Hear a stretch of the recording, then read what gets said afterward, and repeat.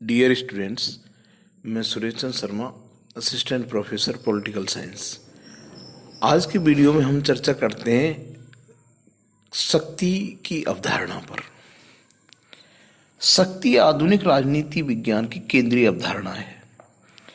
राज्य, संप्रभुता, सरकार, कानून आदि में शक्ति को प्रमुख अंतर्निहित तत्व माना जाता है। कैटलिन और लासवेल ने राजनीति विज्ञान को शक्ति का विज्ञान कहा है।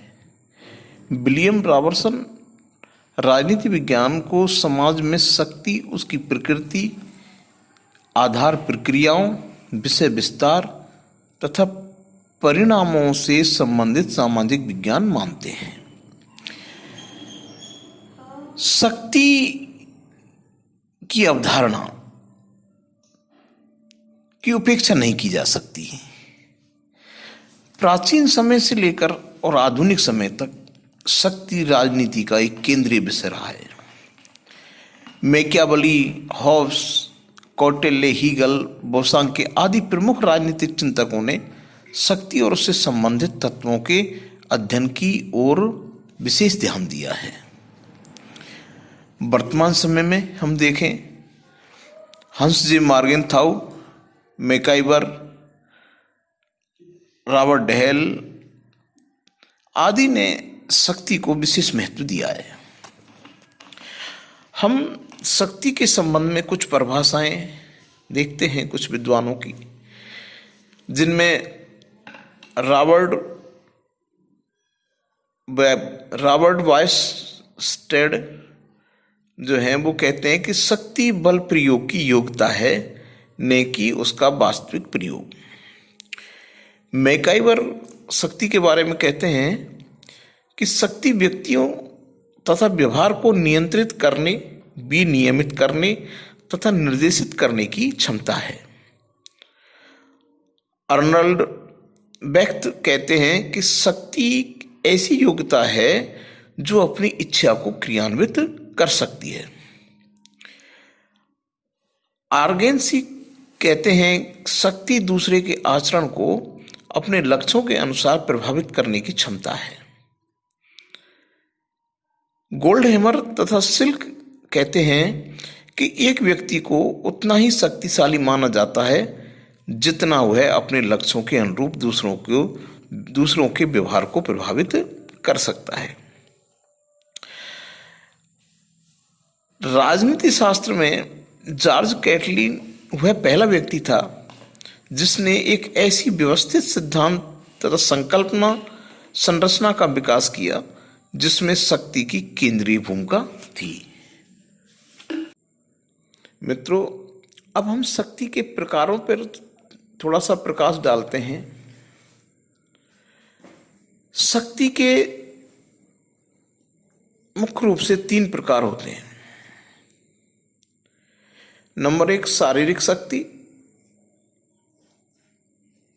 या जिसे हम बल प्रयोग भी कह सकते हैं, मनोवैज्ञानिक शक्ति और आर्थिक शक्ति। शारीरिक शक्ति, फिजिकली पावर। प्रत्येक राष्ट्र की सरकार राजनीतिक शक्ति का प्रयोग करती है, किंतु वह ऐसा इसलिए कर पाती है क्योंकि उसके पास सेना के रूप में एक शारीरिक शक्ति होती है। जब तक राजनीतिक शक्ति सैनिक नेतृत्व के हाथों में चली जाती है, अंतरराष्ट्रीय जगत में यह देखा गया है कि यदा कदा सैनिक क्रांतियां होती रहती हैं और राजनीतिक शक्ति का राजनीतिक नेतृत्व से सैनिक नेतृत्व के हाथ में हस्तांतरण हो जाता है। जिन देशों में लोकतांत्रिक परंपरा का अभाव पाया जाता है और लोकमत को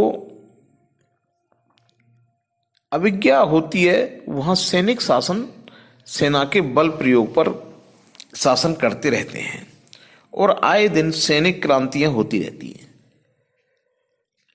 वर्षों तक लैटिन अमेरिकी देशों में और हमारे पड़ोसी पाकिस्तान में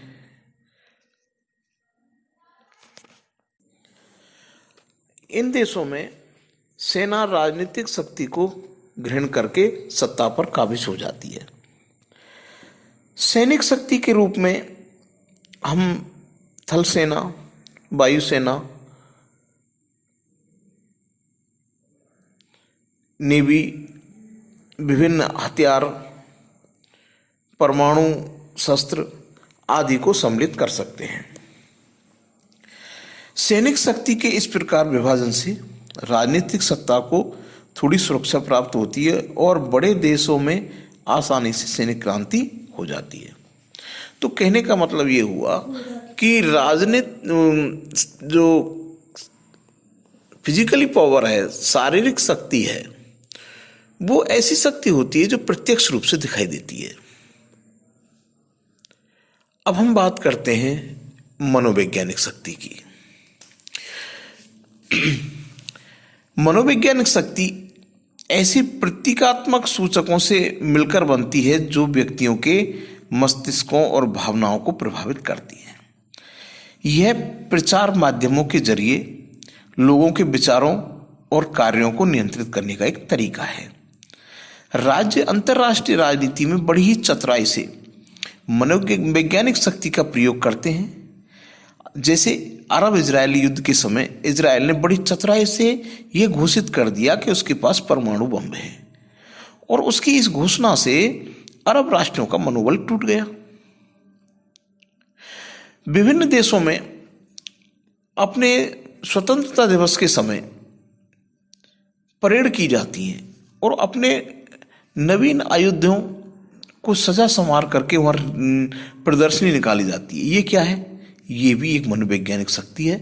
अपने पड़ोसी देशों और शत्रु देशों को ये बताने की एक प्रक्रिया होती है कि हम इस प्रकार से अपनी सेना और आयुधों से लैस सेना रखते हैं। तो इस मनोवैज्ञानिक शक्ति से सामने वाला देश, शत्रु विरोधी देश जो है, उसका मनोबल डाउन पड़ जाता है। इसके अलावा मनोवैज्ञानिक शक्ति में क्या है कि विभिन्न प्रकार के प्रचारों के माध्यम से, जैसे बीबीसी है, बीबीसी अपने प्रचारों के माध्यम से भारत के उन पहलुओं को उठा करके लाती है, पक्षपातपूर्ण पहलुओं को उठा करके लाती है और भारत का एक ऐसा स्वरूप विश्व के सामने प्रदर्शित करना चाहती है जो कि एक नकारात्मक पक्ष है। तो ये जो चीजें हैं, ये मनोवैज्ञानिक शक्ति का काम करती हैं। अब बात करते हैं हम आर्थिक शक्ति की। वर्तमान समय में आर्थिक शक्ति जो है वो बहुत इंपॉर्टेंट है। कई सारे देश छोटे देशों को इतना भारी कर्ज दे देते हैं कि उस कर्ज के तले दब करके वो अपने राजनीतिक निर्णय उन देशों के पक्ष में ही लेते हैं। जैसे कई बार एक देश दूसरे देश को आर्थिक सहायता दे करके, जैसे आजकल चाइना के सामने परिप्रेक्ष्य में देखा जा रहा है, चाइना बहुत सारे गरीब और कमजोर देशों को आर्थिक सहायता दे करके वहाँ लूट करता है, वहाँ के संसाधनों पर कब्जा कर लेता है, उन देशों की जो फॉरेन पॉलिसीज हैं उनको अपने फेवर में कर लेता है। इस प्रकार आर्थिक मदद के बहाने अपनी शक्ति में विस्तार करना, ये भी एक शक्ति का एक साधन है। इस प्रकार हम देखते हैं कि शक्ति को मोटे मोटे तौर पर 3 भागों में बांटा जाता है। 3 प्रकार की होती है: फिजिकली पावर, साइकोलॉजिकली पावर और इकोनॉमिकल पावर। ये तो हुआ शक्ति के प्रकारों का वर्णन। अब हम थोड़ा सा इसमें ये समझते हैं कि जिस शक्ति के विषय में हम आज पढ़ रहे हैं, चर्चा कर रहे हैं, उसका नाम है राजनीतिक शक्ति। राजनीतिक शक्ति का मतलब सैनिक शक्ति या दंड शक्ति नहीं है। राजनीतिक शक्ति का मतलब है कि बिना बल प्रयोग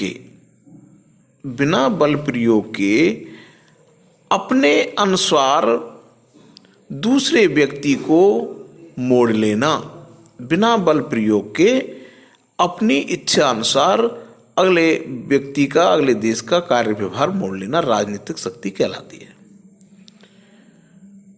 तो मैं समझता हूं कि आज की इस वीडियो में हमने शक्ति की परिभाषा उसके बेसिक कंसेप्ट और शक्ति के प्रकार के बारे में हमने पढ़ा। Thank you.